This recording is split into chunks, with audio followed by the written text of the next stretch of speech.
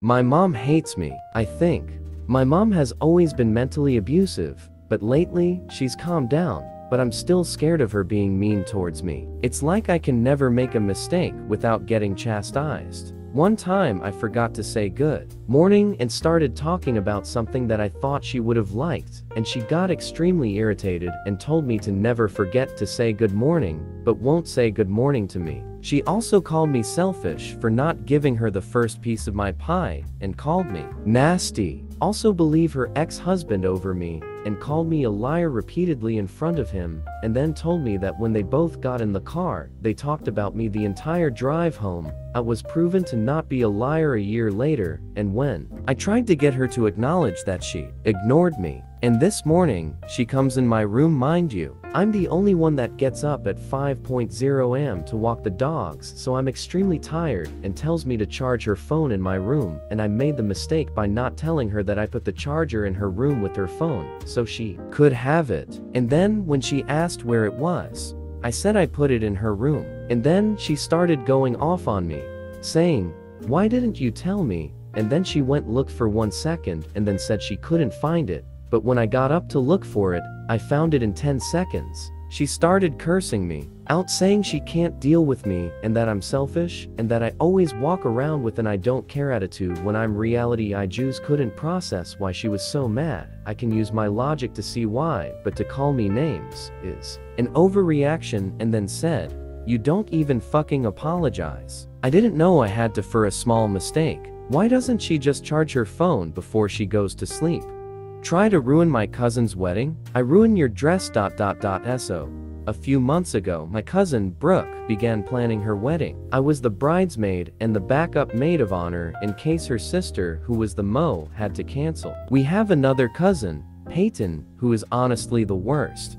She needs the attention on her 24/7 and will do anything for it. She has faked pregnancies, miscarriages, and once tried to convince the family that she was engaged and that the guy died.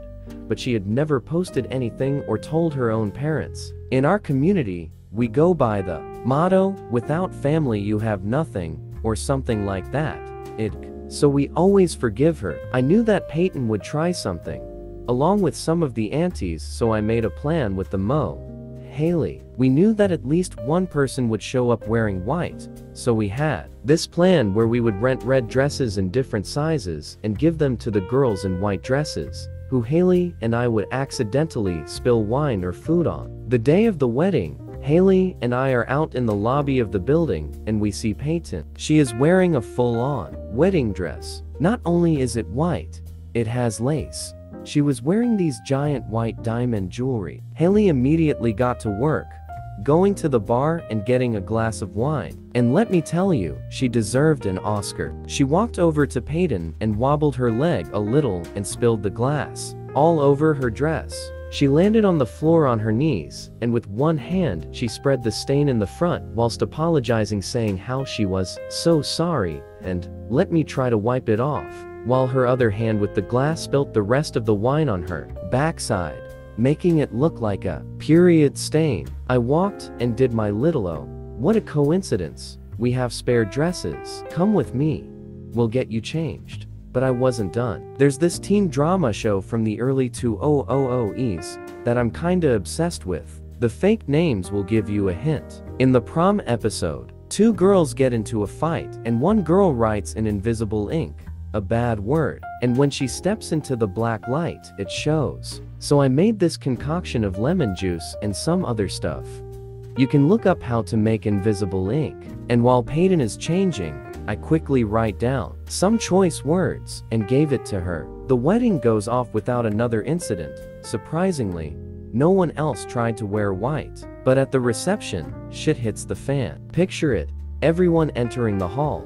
We're all waiting for the bride and groom to make their entrance, and then she walks in. Peyton, with those choice words all over her dress. She looks around, admiring the decor and theming, and is smiling like a moron. Then she looks down, everyone staring at her. She smiles back at everyone, but as the night goes on, people continue to stare. She thinks her hair is messed up. She thinks there's something in her teeth, but she could never guess that when she looked down, she would see those words. She screamed. No joke, she screamed bloody murder, and everyone stared at her, wondering how it took her this long to notice. She ran out of the hall and left. Her husband had to take an Uber home because she drove away so quickly. The best part? Haley and I convinced her that it was the dress shop that did this, that they didn't clean it properly. We gave her a fake email with a randomly made up dress shop made that she has been emailing ever since. The most important thing is that Brooke had the time of her life. I lost my scholarship and I don't know what to do or how to tell my parents. Hello, this is my first time posting here.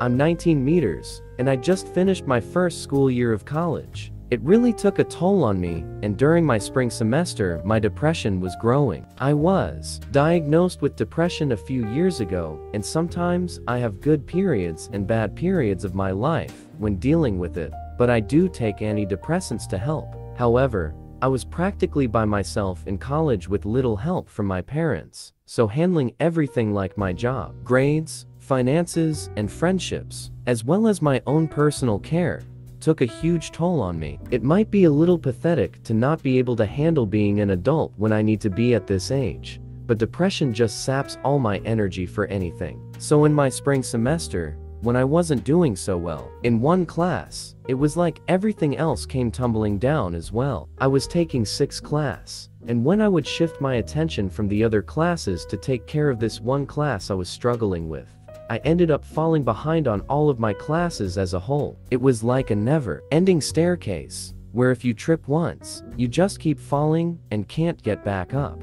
Also, my depression makes it hard for me to get up in the morning or do anything sometimes. So while in my fall semester, I would have great attendance and grades, by spring semester, I was burnt out, intended to skip classes by sleeping in, which further caused my grades to plummet. I would take the exams and do some homework, but I did have a lot of assignments missing in almost every class, and there was so much to do that I just kind of froze. I didn't know what to do next or what to finish first, because it was like everything needed to be done a week or more ago, and I was so overwhelmed that I felt like my fight or flight response kicked in. So my mind chose flight, and I just wanted it to all go away, and I didn't acknowledge my grades or respond to professor emails. I understand that I should have taken accountability, but I was so overwhelmed that it was like my body froze. Even when I tried to force myself to face it, I know that I fucked up. And for my final grades, for my classes, I saw F's on my grade portal, but I just shut the computer and didn't want to try to acknowledge it because it was all too much. I don't even know if any of this was salvageable. Now, here's the thing. Before all of this, I was on a scholarship the whole time, and today just got an email saying that I no longer meet the criteria for my scholarship and it will be removed. I feel numb, and I don't know what to do. The scholarship wasn't that big and only paid for a portion of my tuition over the rest of my 4 years, but it was important nonetheless. My parents don't know yet, and I don't know how to tell them, and if I do, then I feel like I will be ridiculed and dead to them for the rest of the summer, or until further notice, or until I can fix all of this. I was thinking of either taking out a financial aid loan to override the scholarship amount, or applying for an essay scholarship, cause I'm really good at essays.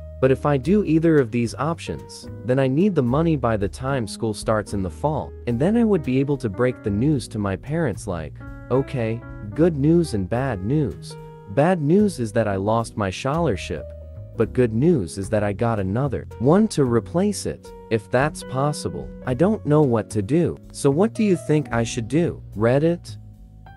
Help. I feel left out of my friend group.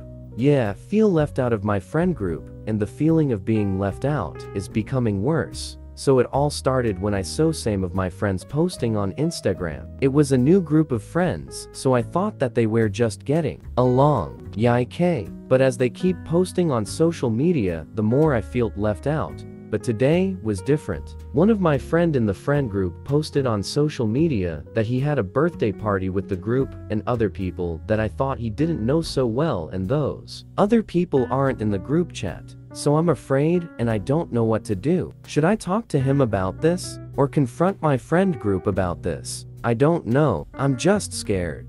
subscribe and like, and comment.